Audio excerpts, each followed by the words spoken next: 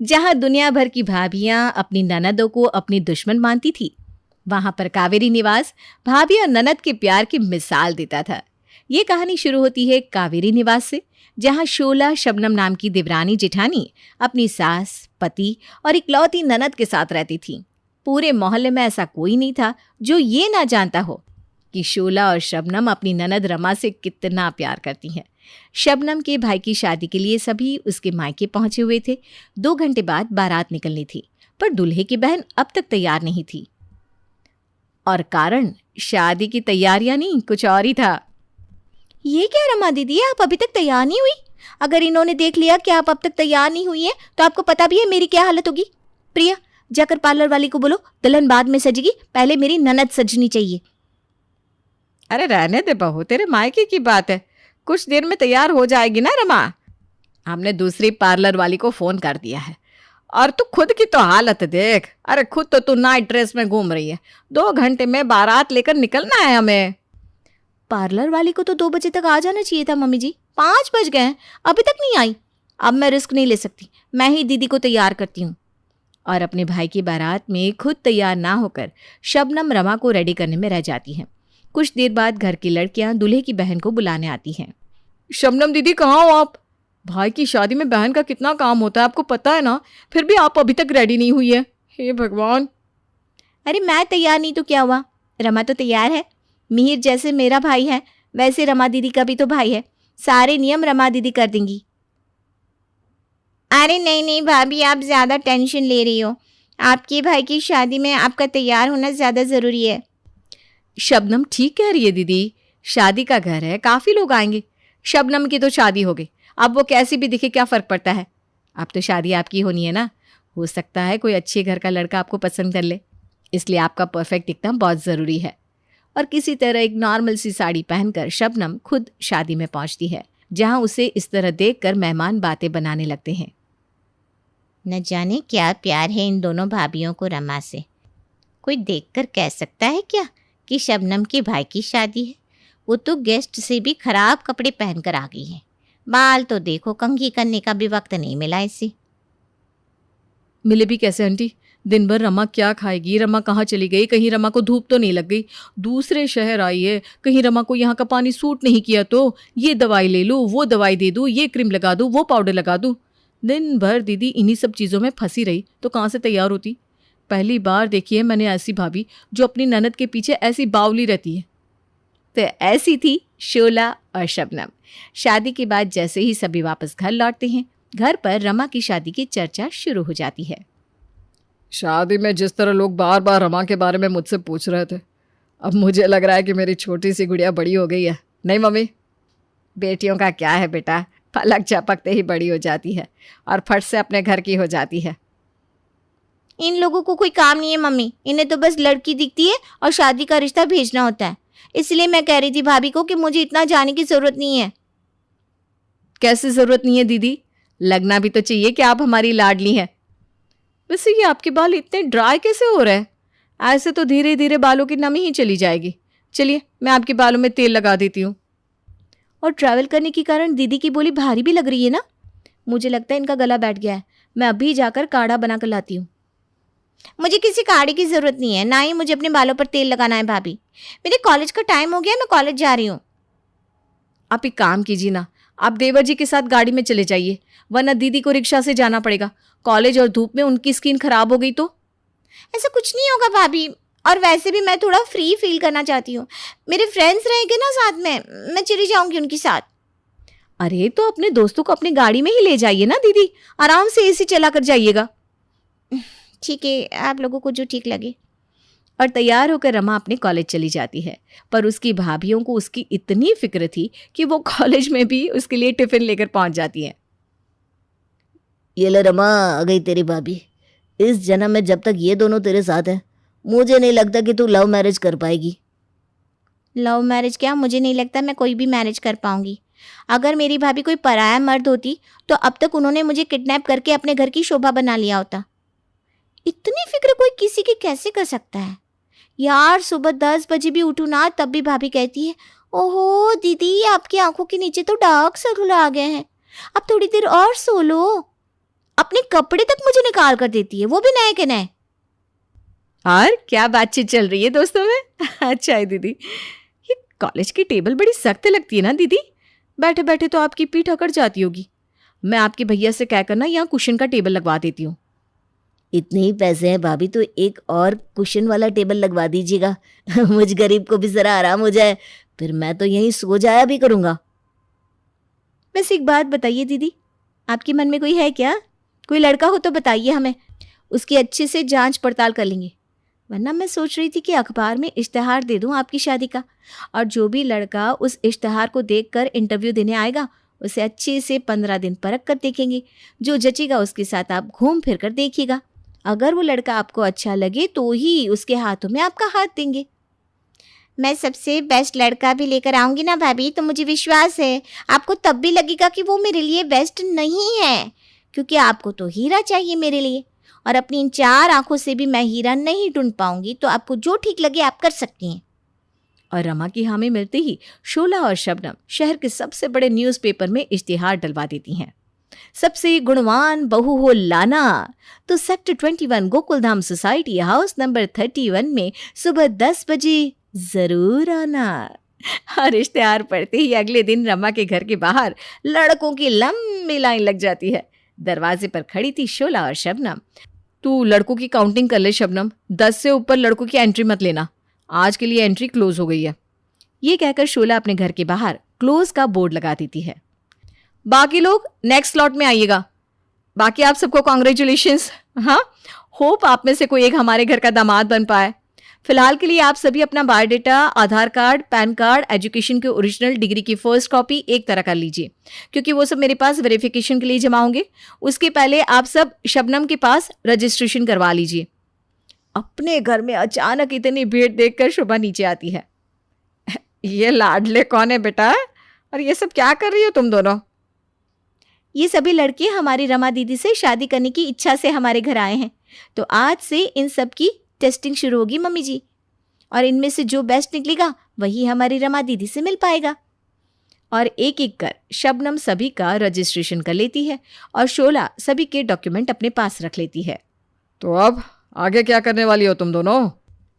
तो पहला टेस्ट होगा कपड़े धोने का, वॉशिंग मशीन में नहीं, हाथों से। मैंने और शबनम ने रमा दीदी के कुछ गंदे कपड़े निकाल कर रखे हैं। एक एक कपड़ा 10 लड़कों में बांट दिया जाएगा, और जो सबसे अच्छे तरीके से कपड़ा धोकर सुखाकर उसे आयरन करेगा वो ये फर्स्ट लेवल पार कर लेगा। और ये सुनते ही 10 के 10 लड़के डिटर्जेंट लेकर कपड़े धोने बैठ जाते हैं। रमा से शादी तो मैं ही करूंगा। कॉलेज में तो भाभी उसके आसपास भटकने भी नहीं देती किसी को। टेस्ट के थ्रू ही सही, रमा को तो मैं अपनी बीवी बना कर रहूंगा। रमा तू जैसे से कभी इम्प्रेस हो ही नहीं सकती। अगर तूने ये सारे के सारे टेस्ट पास भी कर लिए ना, तो भी जब तू रमा के करीब जाएगा तो वो तुझे देखते ही भाग जाएगी। तुम दोनों कपड़े धोने पर फोकस करो, यहाँ सभी के कपड़े धुल चुके हैं सिवाय तुम दोनों के। और एक एक कर सभी लड़के कपड़े सुखाने चले जाते हैं। छत पर सूख रहे कपड़ों को चेक करने के लिए शोला और शबनम छत पर जाती हैं। ये क्या है प्रेम, तुम्हारी कद काठी देखकर तो लगा था कि हमारे घर के दामाद बनने के तुम में सारे गुण हैं, पर देखो तुमसे तो ये दीदी का टॉप भी सही से साफ नहीं हुआ। ये दाग देख रहे हो, रमा दीदी ने देख लिया ना तो बेकार में उनका मूड ऑफ हो जाएगा। चलो इसे अच्छे से धो, आज का पूरा दिन तुम सबको कपड़े ही तो धोने हैं, बहुत वक्त है, आराम से करो। और ये साड़ी किसने धोई थी? करण, मुझे नहीं लगता है कि तुम इंटरेस्टेड हो इस कंपटीशन में। और शाम को सारे कपड़े आयरन होके रमा के कमरे में आते हैं। अब बताइए दीदी, इसमें से कौन से 2 कपड़े हैं जो आपके मन मुताबिक साफ नहीं हुए? उन दोनों लड़कों को आज आपके पति बनने की लाइन से बाहर कर दिया जाएगा। ये सब क्या कर रही हैं आप दोनों? मुझे नहीं पता, मैं तो ड्राइवर को लेकर लॉन्ग ड्राइव पर जा रही हूँ। और 2 लड़कों को एलिमिनेट करने के बाद बाकी बचे 8 लड़कों से शोला और शबनम घर की सफाई करवाती हैं। ये घर में अचानक से इतनी धूल कहाँ से आ रही है? घर की डस्टिंग चल रही है मम्मी जी। और आप जानना नहीं चाहेंगी कौन कर रहा है ये डस्टिंग? हमारे होने वाले जवाई। घर के कोने कोने से गंदगी निकाली जा रही है, इसी बहाने घर तो साफ हो ही जाएगा। मेरा कमरा किसने साफ किया? वो तो लगता ही नहीं कि आगे जा पाएगा। इतनी खराब तरीके से सफाई होती है क्या? बिस्तर तो बनाया ही नहीं। मैं जाता हूँ भैया, सॉरी, पहली बार ये सब कर रहा हूँ ना, गलती हो गई, सॉरी सॉरी। अच्छे से साफ करो मन लगाकर, भले सेमेस्टर एग्जाम में फेल हो जाओ, इस कंपटीशन में फेल हो गए ना तो रमा से शादी नहीं हो पाएगी। कभी कार चलाने की टेस्टिंग तो कभी लड़कियों के लिए ज्वेलरी खरीदने की टेस्टिंग, और हर टेस्टिंग पर दो दो लड़के एलिमिनेट होते जा रहे थे। और फिर बारी आती है घर के सबसे इम्पोर्टेंट काम की। खाने के नाम पर तो मुझे पानी उबालने के अलावा कुछ नहीं आता मोहन, और फिर भी मेरे लिए मेरे घर वाले ऐसा लड़का ढूंढ रहे हैं जो खाने में एक्सपर्ट हो। ये तो गलत बात हुई ना, ये तो किसी को एक्सप्लॉइट करना हुआ। मुझे तो बस एक ऐसा लड़का चाहिए जो मेरी बातों को समझे, जैसे कि तुम समझते हो। मैं तो आपकी सब बातों को समझता हूँ मैडम, पर मैं तो आपका ड्राइवर हूँ ना। तुम बताओ कि मेरा पहला ब्रेकअप कब हुआ था? जब आप 10th क्लास में थी। पर वो ब्रेकअप थोड़ी ना हुआ, 2 दिन तो आप उस लड़के से मिली थी, मैं ही तो लेकर गया था मिलने के लिए। मेरा फेवरेट कलर कौन सा है? वैसे तो आपने सबको पिंक कलर बता कर रखा है, पर आपको पसंद काला रंग है। मैं पूरा दिन सबसे ज्यादा वक्त किसके साथ बिताती हूँ? देखा जाए तो मेरे साथ, क्योंकि आपके घर पर 24 घंटे सभी आपके आगे पीछे घूमते रहते हैं, जिससे इरिटेट होकर आप अपने ड्राइवर के साथ यानी कि मेरे साथ लॉन्ग ड्राइव पर निकल जाती हैं, जैसे कि अभी। वही तो मोहन, किस ड्राइवर को अपने मालिक की बहन के बारे में इतना कुछ पता होता है? पैसे हैं, प्यार है, सब कुछ है। इसका ये मतलब नहीं कि मेरी शादी किसी ऐसे लड़के से हो जो सर्वगुण संपन्न हो। मैं कोई रोबोट थोड़ी ना हूँ। मुझे तो ऐसा लड़का चाहिए जिसके साथ मैं कंफर्टेबल फील कर सकूँ। पर बचपन से किसी भी लड़की के साथ इतना वक्त मुझे दिया ही नहीं गया कि मैं उसे जान सकूँ, सिवाय तुम्हारे। मुझे तो लगता है मुझे तुमसे शादी करनी चाहिए मोहन, क्योंकि मैंने तुम्हारे अलावा किसी के साथ इतना वक्त नहीं बिताया, अपने घर वालों के साथ भी नहीं। सच बताऊं तो मैं भी तुम्हें मन से बहुत चाहता हूँ रमा, पर मुझे लगता रहा कि इतने बड़े घर की लड़की मुझे क्यों पसंद करेगी। पर आज तुम्हारे मन में मेरे लिए वही एहसास देखकर मुझे बहुत खुशी हो रही है। और मोहन रमा को पार्क में ले जाता है और दोनों एक साथ खूब एंजॉय करते हैं। जहाँ एक तरफ रमा को अपना जीवन साथी मिल चुका था, वहीं दूसरी तरफ उसके घर पर अभी भी उसके लिए परफेक्ट लड़का खोजने की तलाश जारी थी। रसोई में खड़े 4 दावेदार रोटियां बनाने की कोशिश कर रहे थे। ये रोटी बनाने के लिए आटा गूंदना पड़ता है, ये तो मुझे आज पता चल रहा है। तो तुझे क्या लगता था? अरे मुझे तो लगता था कि आटे का डो मार्केट से आता है, बना बनाया। तुम लोगों की बातें सुनकर तो लगता है कि रमा दीदी शादी के बाद भूखी ही मर जाएंगी। आटा गूंथने में मैं हेल्प कर दूंगी और उसके बाद तुम लोगों को सब कुछ खुद करना है, ठीक है? और जैसे तैसे चारों लड़के आटा गूंथ लेते हैं। ये कैसी रोटी बेली है तुमने प्रेम? आटा गूंथना तो मैंने बताया तुम्हें, अब बेलना भी मैं ही बताऊं क्या? इधर तो देखो, सबने भारत का नक्शा बनाया है। ये लोग ऐसा खाना बनाएंगे तो मुझे नहीं लगता कि इस लॉट का कोई भी लड़का पास हो पाएगा। फिर से रजिस्ट्रेशन ओपन करनी होगी।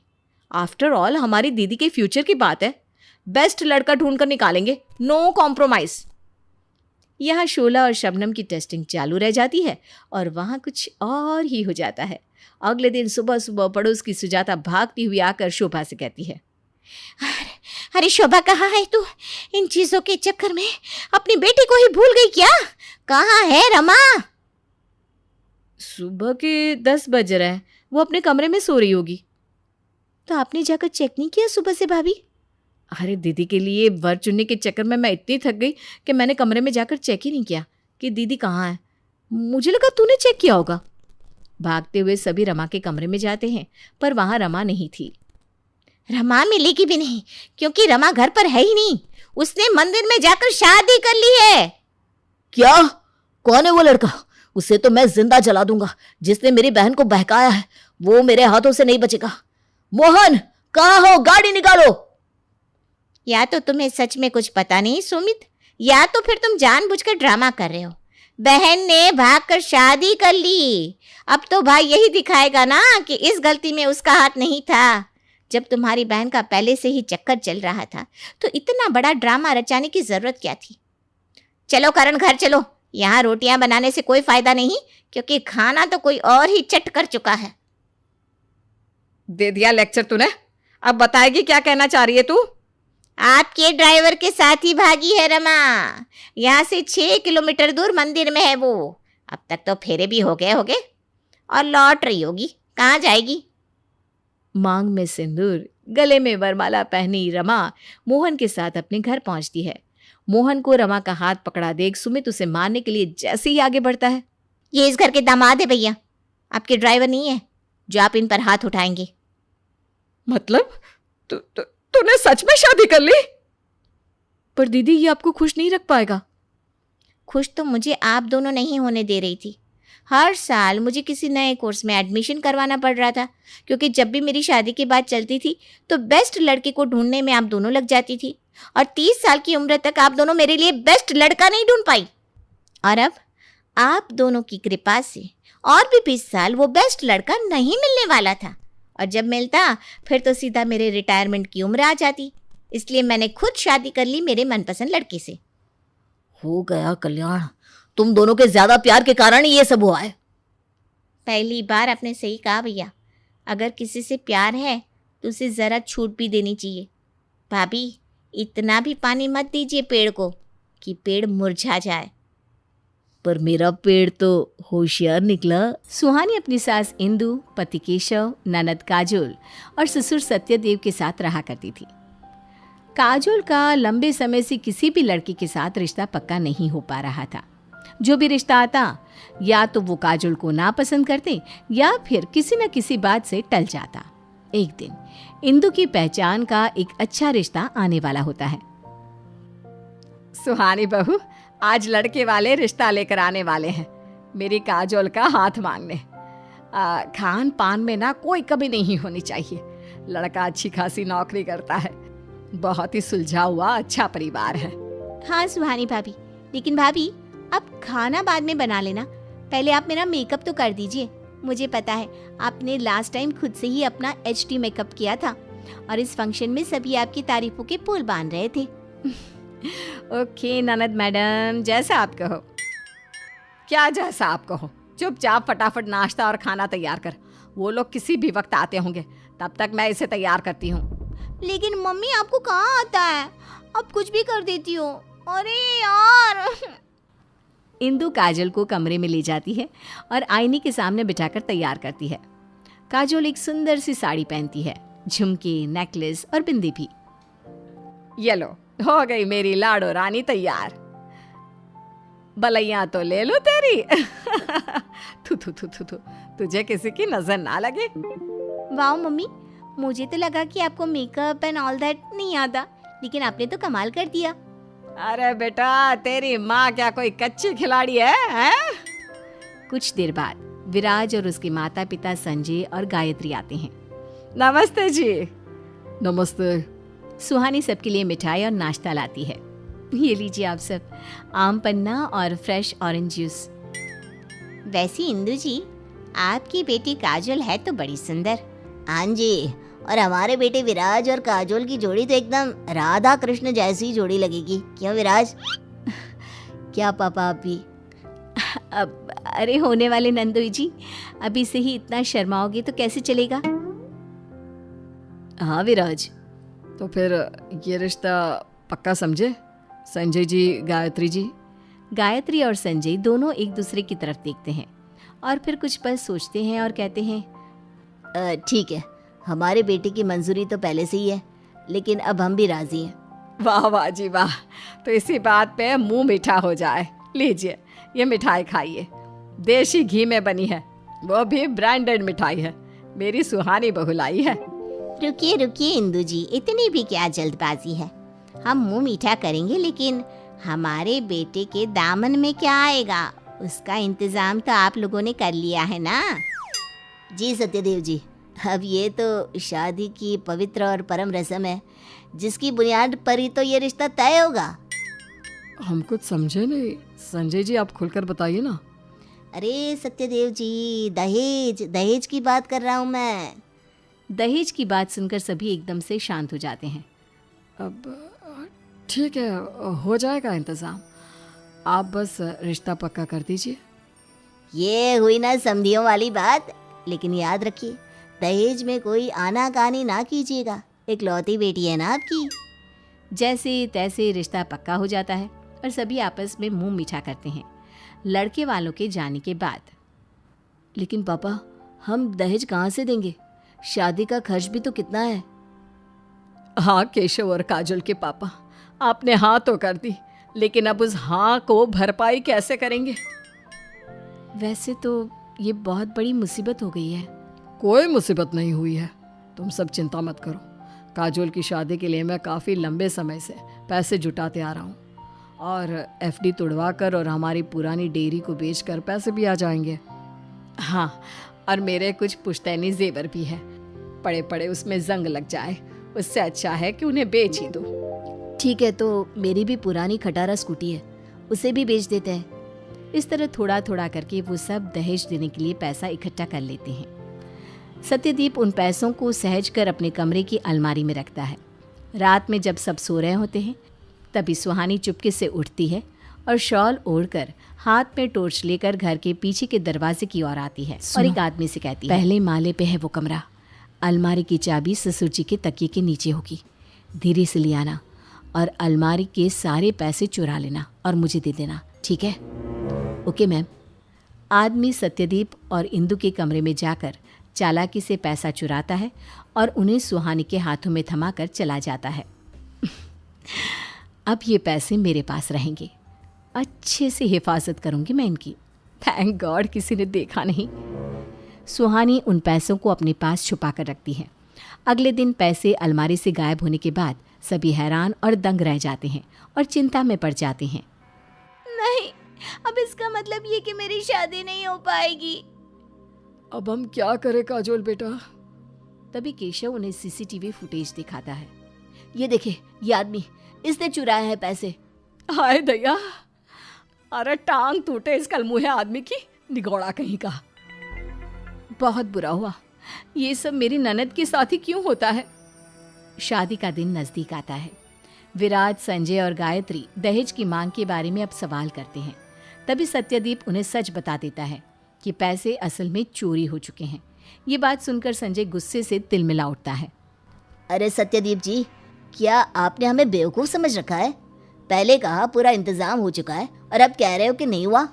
अरे जाओ, नहीं करानी हमें हमारे विराज की शादी आपकी बेटी काजोल से। उसे काजोल से 100 गुना अच्छी लड़कियां मिल जाएगी। वैसे भी वो कहाँ, आपकी बेटी कहाँ, 1% मेल नहीं खाता। काजोल और विराज की शादी कैंसिल हो जाती है। ये खबर सुनकर काजोल फूट फूट कर रोने लगती है। कुछ दिन गुजर जाते हैं। समय के साथ काजोल भी अब थोड़ी ठीक हो जाती है। तभी सुहानी सभी घर वालों के सामने आकर दहेज के पैसे सत्यदीप को लौटाते हुए कहती है, ये लीजिए ससुर जी, ये वही दहेज के पैसे हैं जो आपने अलमारी में रखे थे। ये सुनकर सभी एकदम से आश्चर्यचकित और स्तब्ध रह जाते हैं। सुहानी पूरी कहानी सबको बताती है कि कैसे उसने ये सब किया। वाह, अरे जरा भी शर्म नहीं आई तुझे? एक भाभी होकर अपनी ही ननद की खुशियों को खा गई तू। नहीं सासू माँ, आप गलत समझ रही हैं। क्या गलत? क्या गलत? गलत नहीं, गुनाह किया है तुमने। नहीं, मैंने ये सब इसलिए किया क्योंकि दहेज एक गलत प्रथा है। अरे विराज और उसके माँ बाप ने इस रिश्ते को सिर्फ पैसों से ही तोला। उन्होंने तुम्हें देखा भी नहीं। तुम ही सोचो, आप सब भी सोचिए, इतना पढ़ा लिखा लड़का होने के बावजूद वो दहेज की मांग क्यों कर रहा था? ऊपर से रिश्ता तोड़ते वक्त भी संजय अंकल ने कह दिया था ना कि 1% मेल नहीं खाता। इसका मतलब साफ था कि वो लोग बस दहेज के लिए ये शादी कर रहे थे। उन्होंने तुम्हारी सूरत, सीरत, खूबियां, इन सब को तो देखा ही नहीं। अरे जरा सोचो, कितना प्यार करते हैं तुमसे तुम्हारे माँ पापा और केशव भाई। पाई पाई जोड़कर एफडी बनाई थी, उसे तोड़ दी ससुर जी ने। खून पसीने से बनाई हुई डेयरी, उसे बेच दिया। सालों से बड़ों के आशीर्वाद और प्यार से भरे गहने, उन्हें बेच दिया सासू माँ ने। आज तक जिस बचपन की खटारा स्कूटी को संभाल के याद बना के रखा था केशव ने, उसे तक बेच डाला, सिर्फ तुम्हारी खुशी के लिए। अगर हम दहेज जैसी प्रथा को बढ़ावा देंगे तो इससे सिर्फ बर्बादी ही होगी, रिश्तों की भी और इस दुनिया की भी। ये पैसे मैं आप सबको लौटाने वाली थी, वो भी रिश्ता टूटने के कुछ दिनों बाद, और अब मैं वही कर रही हूँ। लीजिए। सुहानी की बातें सुनकर सभी की आंखें खुल जाती हैं और उन्हें एहसास हो जाता है कि वो सब कितना बड़ा गलत कदम उठाने जा रहे थे। सुहानी बहू, आज तुमने हमारी काजोल को उस पिंजरे में जाने से बचा लिया। हाँ बेटा, अगर ये शादी हो जाती तो न जाने वो दरिंदे लोग मेरी फूल सी बच्ची के साथ कैसा व्यवहार करते। भाभी thank you so much. Sorry मैं आपको समझ ही नहीं पाई, लेकिन आपने जो भी किया मुझे बचाने के लिए किया। You are the best wife Suhani, बहुत बहुत शुक्रिया। और आप बेस्ट भाभी भी हो। आई लव यू भाभी। काजोल सुहानी के गले लगती है और इस तरह सुहानी अपनी ननद और अपने ससुराल को दहेज से बचा लेती है।